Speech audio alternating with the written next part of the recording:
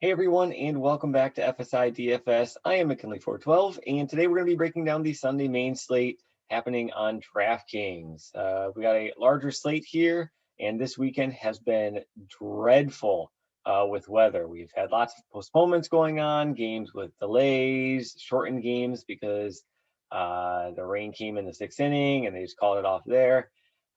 Today, looks like we do have a little rain issue that we do need to be paying attention to in Boston and a slight one in Washington.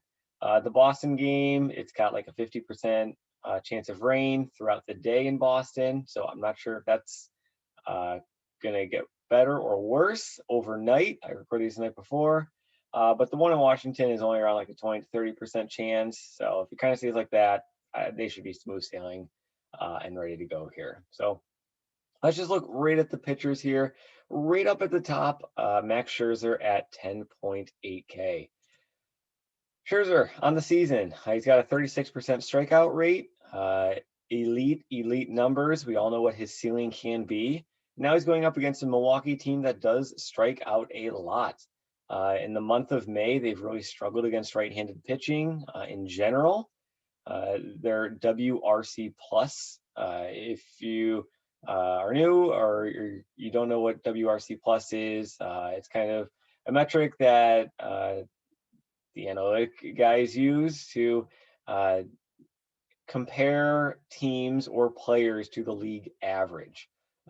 League average is 100. If you are at 90 WRC plus, that means you're 10% worse than the average player. If you're at 110, it means you're 10% better than the average player.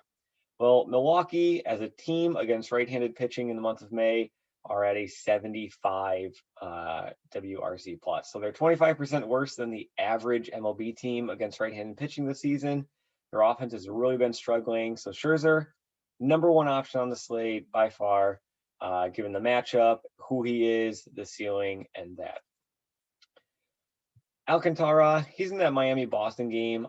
I'm not touching that game really just because of the rain concern, but also 10.5K for Alcantara in this matchup. Just find the 300 and go up to Scherzer or pay down if you already have Scherzer in your lineup there.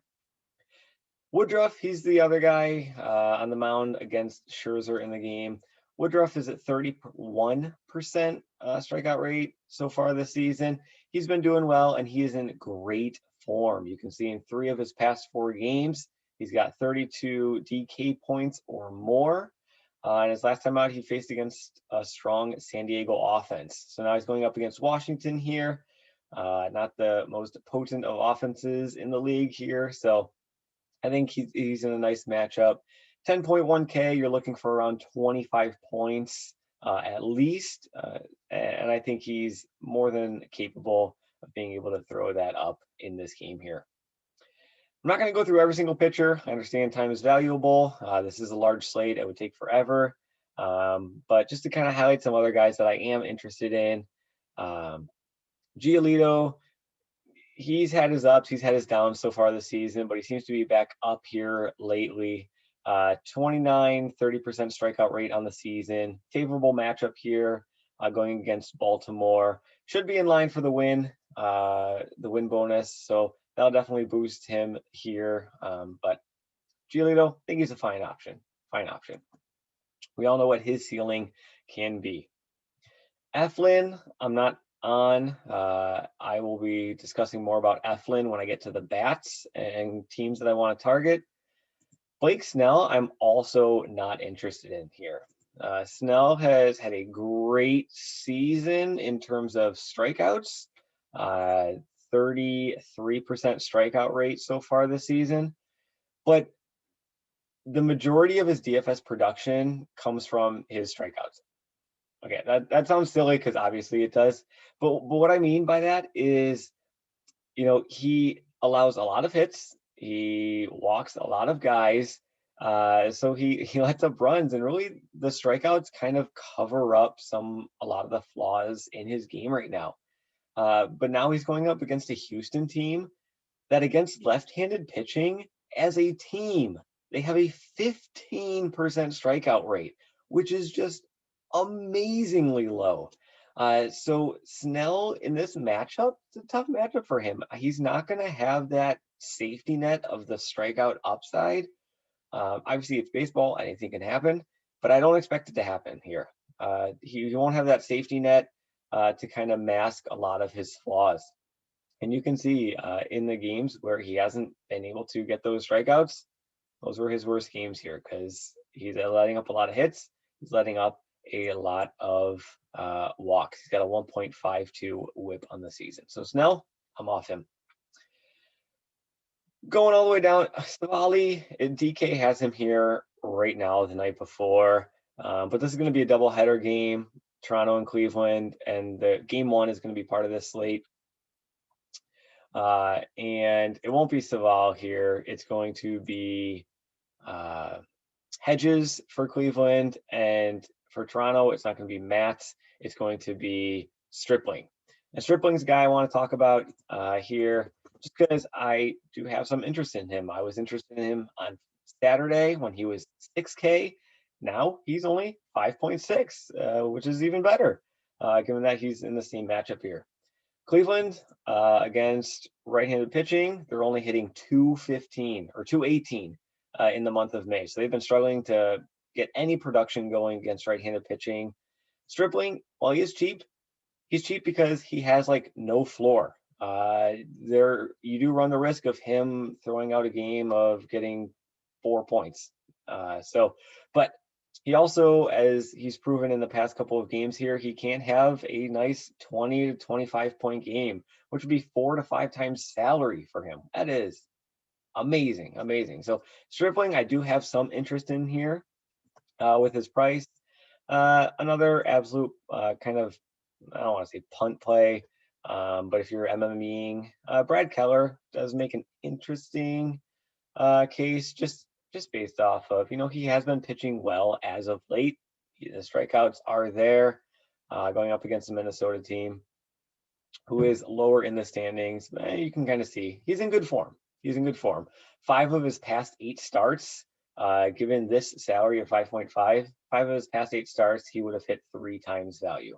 We're really looking for 2.5 in cash games. It's like floor, so it's possible. I'm not going to be going to him in cash at all, or in like my first GPP lineup. But I think if you're going to be throwing out multiple GPP lineups and you want to separate yourself from the pack in those large field contests, go ahead, take a dart with him. On to the bats here, though. First team we're going to be looking at here is Toronto going up against Cleveland. And it does say Savali here, but game one is going to be Henches for Cleveland. And Henches is downright awful. We covered him in the Saturday video against right-handed batters in his short MLB career. Right-handed batters are hitting nearly 350 against him. So Toronto, their lineup is chock full of all-righty hitters. So I love the matchup for these Toronto bats here. And they got a steep discount from the Saturday slate, even though they're going to be facing against the exact same pitcher. Guerrero was 6'2". He's dropped down to 5'7". Bichette was 6K. He's dropped down to 5'1". Teoscar Hernandez dropped 600 in salary. So I love the Toronto matchup here. I love that they even got a lowered price on this slate. I was on them on Saturday. I'm going to be just as heavy on them, if not more, because of that salary reduction here on Sunday. After Toronto, we're going to be looking towards the Chicago White Sox, going against a lefty in Akin. Akin does not have much to go on here. I don't expect him to be going deep into this game at all, but the Baltimore bullpen struggles as well. Chicago White Sox against left-handed pitching, they're the best team in the league. Excuse me. So I love the Chicago White Sox bats here. Madrigal, I mentioned it earlier, in yesterday's video. They finally raised his price. He was 3K or below 3K for 40 plus games, hitting 300, and it was just, I don't know what they're doing. I just kept on playing him. Now he's up to near 5K. They bumped him up nearly 2,000 over the weekend here. So he's not that value that we loved just earlier in the week, but Vaughn at 3.1K can be a nice value play as well. So yeah, so Chicago White Sox, I think they're in a phenomenal play against left-handed pitching and a bad bullpen. GPP play here for you guys, Tampa Bay. Now Tampa Bay is going up against Eflin. Eflin, pull up his stats here. Eflin has a 24% strikeout rate on the season. He's not really striking guys out. Obviously, it's been better in recent games, but you can kind of also see that he lets up a lot of hits, and that kind of translates into some runs. He doesn't walk many guys, but guys are getting on base against him, and he's not impervious to the home run ball as of late. So now he's going up against a Toronto or a Tampa Bay team who I talked about our WRC plus earlier with Milwaukee being so bad against right-handed pitching. Tampa Bay is the exact opposite. Tampa Bay, their WRC plus against right-handed pitching in the month of May is 132. They are the #1 offense against right-handed pitching, according to this metric, which I think is the #1 metric to look at this moment. They're the #1 team against right-handed pitching in the entire league. So if you want to get different, I think Tampa Bay makes a great play. I don't think they're going to be very popular going up against Eflin just because of name recognition. I think a lot of people will be like, yeah, I'll stay off of them Tampa Bay bats, especially because they do carry quite a bit of salary hit to your lineup. So let's kind of do a little bit of roster construction here. If you do want to go the safe route and just kind of jam in the 2 stud pitchers, obviously they're from the same game, so you kind of lose the win bonus possibility there, so it's not ideal. But Scherzer and Woodruff are your top 2 options. There is value on the slate, a couple of value plays that you can look at. In Minnesota, going up against Keller. Minnesota has some very cheap guys. Larnach, see if he is going to be playing. And then Russ Snyder. Russ Snyder, who is doing fantastic as of late. Sorry, I am all over the place here. But he's 2.1K. Limited sample size. He's only got 42 at bats, but with that limited sample size, he is doing phenomenal. And at 2.1K, he's going to have that nice lefty-righty, or you want to have that lefty-righty. I'm thinking of Larnach there. He'll have the righty-righty matchup, but still, 381 guy after 42 at bats, 14 games. He can have home run power. Going up against a not stud pitcher at near min price, he really opens up your value. So you can get 4.1K remaining.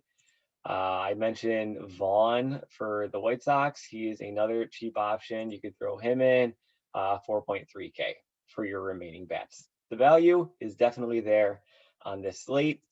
Another value play that you could look at, I guess it's not really value because his price has been going up here, but Mondesi for Kansas City, he's finally up to 3.6K, so it's starting to creep up here. But I think he's just been tearing it up so far in his limited time here to start the season. So they boost his price up, but I think he's still another great play for value. So you can take that route and do the stud pitchers. There is a lot of value for you to jam in a lot of other high price bats. But if you also just want to go a little bit cheaper in pitching, you could go to a guy like Stripling that I mentioned earlier. I cannot spell. All right, you can go to Stripling and say you still go Scherzer. We'll throw in the most expensive guy. You're at 4.2K. Tampa Bay, I said they could be a great GPP option just because their prices are up there a little bit. Rosarena is a right-handed hitter. He'd be righty-righty, but we all know what he can do. So if you want to go more to like the lefty bats of Tampa Bay, you go to like Meadows low. He's been very boom or bust. Wendell, he's had a couple of 30+ point games in the past week or two. Choi's left-handed pitcher. Here's another value option for you guys. Walls at 2.8K. Struggled a little bit lately, but if he's got that nice switch hitting capability, 278 on the season so far. Again, limited sample size. He's only played in 7 games, but he is a top 5 prospect for Tampa Bay. So maybe he's another value option for you guys. So you can throw in a Tampa Bay stack with a guy like Stripling and have just enough salary to load up with another high price team like Toronto here. So I don't think salary is going to be an issue. The value is definitely there on this slate. So pay up at the pitchers. If you really want to separate yourselves, you can go to guys like Stripling, or really separate yourself, go to a guy like Keller. Like I said, Keller, I think, is more of a deep GPP play. I'd go Stripling over him if you want a little bit more safety down in that price range, but the value is definitely there. The stacks are there. It's a large slate. Obviously, I didn't cover every single team and every single possibility, but try to keep these videos a little bit shorter because I know your time is valuable. But thanks for watching. I really do appreciate it. We appreciate it here at FSI. We love how the engagement that you guys have been giving us, dropping a comment, hitting that thumbs up button. It really does mean a lot to us, and it does help us give out this free content for you all here. So good luck in your contest this afternoon, and I will see you in the next video.